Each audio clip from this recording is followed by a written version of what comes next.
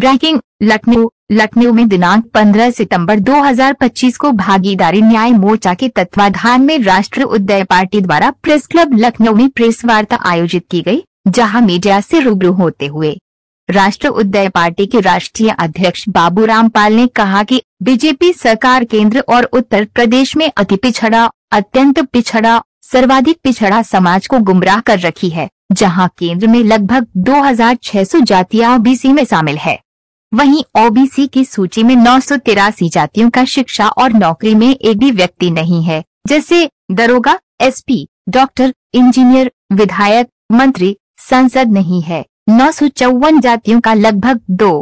68% शिक्षा और नौकरी में लाभ मिला है, बाकी 623 जातियां ओबीसी का लाभ ले रहे हैं। वहीं 27% ओबीसी के आरक्षण को 3 भागों में बांटा गया है। 7% पिछड़ा, 9% अति पिछड़ा, 11% सर्वाधिक पिछड़ा। आरक्षण में वर्गीकरण लागू न होने की वजह से अति पिछड़ा,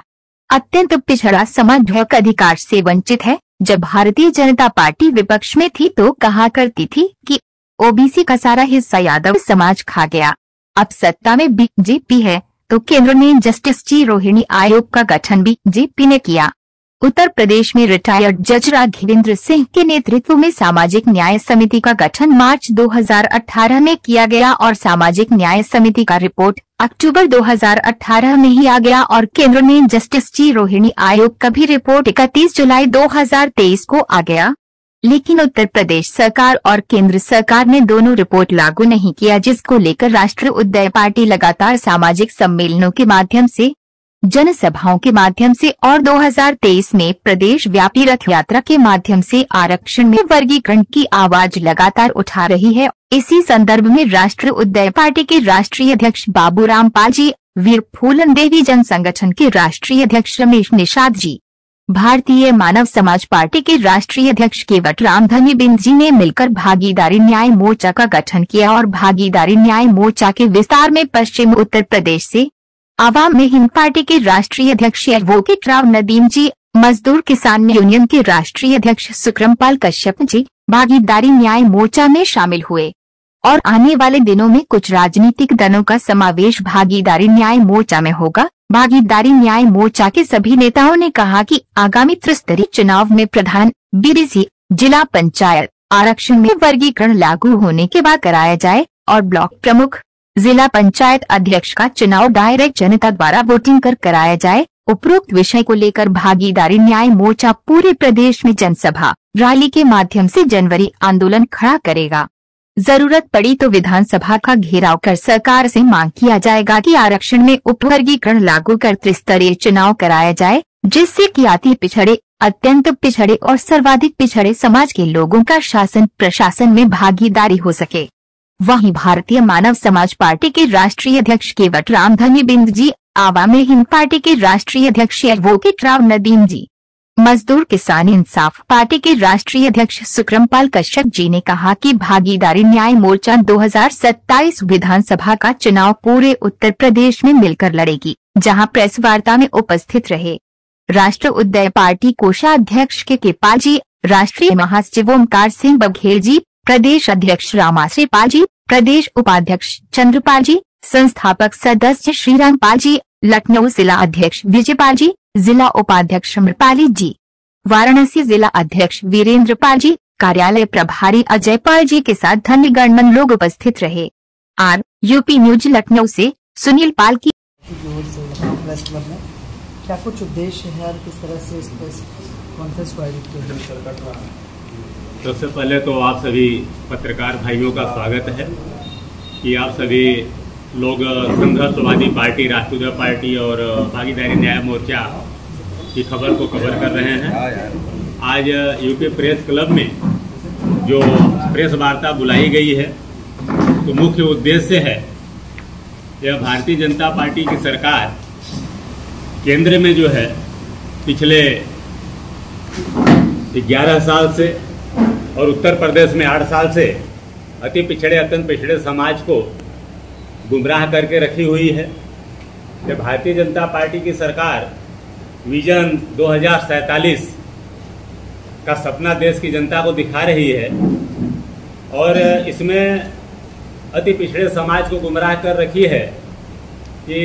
ओबीसी समाज का सारा हिस्सा जब भारतीय जनता पार्टी विपक्ष में थी तो कहती थी कि यादव समाज के लोग खा गए। तो अति पिछड़ा समाज को हक अधिकार भागीदारी देने के लिए केंद्र में जस्टिस जी रोहिणी आयोग का गठन केंद्र सरकार ने किया और 31 जुलाई 2023 को ही जस्टिस जी रोहिणी आयोग का रिपोर्ट आ गया, जिसमें कि लगभग 2600 जातियां केंद्र में ओबीसी के लिस्ट में हैं। उसमें से 983 जातियों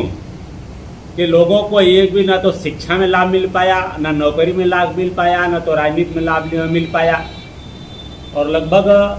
994 ऐसी जातियां हैं टोटल मिलाकर के उनका परसेंटेज भागीदारी में 2.868 पॉइंट ही मिल पाया है। बाकी का लगभग 623 जाति के लोग ही ओबीसी का जो भी हक अधिकार है वह ले पाए हैं। तो इसलिए जस्टिस जी रोहिणी आयोग का रिपोर्ट तो बना और रिपोर्ट आ भी गया, लेकिन भारतीय जनता पार्टी सरकार लागू नहीं की है। और उत्तर प्रदेश में राघवेंद्र सिंह जी,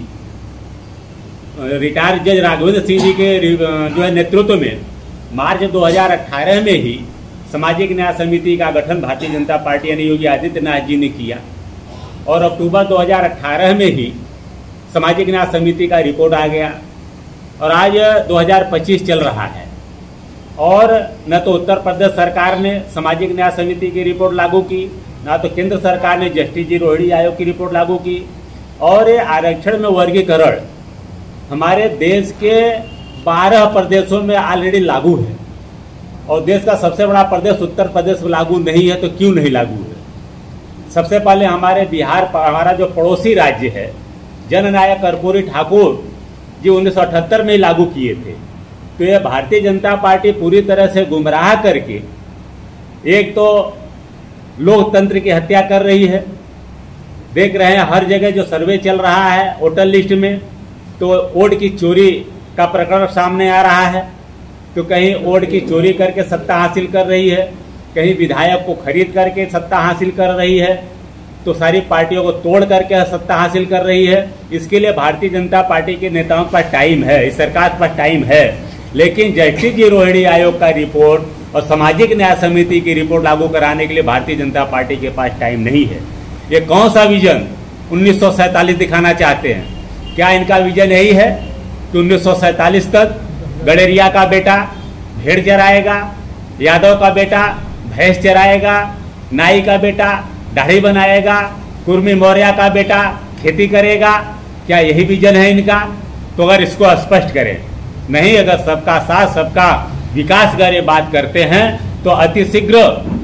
सामाजिक न्याय समिति की रिपोर्ट और जस्टिस जी रोहिणी की रिपोर्ट लागू करें, ताकि आगामी जो त्रिस्तरीय चुनाव होने जा रहा है, यह चुनाव में भी आरक्षण में वर्गीकरण हो और ग्राम प्रधान, बीडीसी, जिला पंचायत सदस्य चुन करके अति पिछड़े समाज के लोग आए। एक हमारी मांग है। दूसरी मांग ये है कि ब्लॉक प्रमुख और जिला पंचायत अध्यक्ष का भी चुनाव यह जनता के द्वारा से होना चाहिए, क्योंकि इसमें समाज सेवा करने की भावना रखने वाले लोग चुन के आए। नहीं तो ब्लॉक प्रमुख और चेयरमैन का जो जिला पंचायत अध्यक्ष का पद केवल बाहुबलियों तक सीमित हो जाता है। इस मांगों को लेकर के आज हमारा यह कॉन्फ्रेंस है और इसमें हमारा भागीदारी न्याय मोर्चा में भारतीय मानव समाज पार्टी के राष्ट्रीय अध्यक्ष भाई केवट रामधनी बिंद जी शामिल हैं,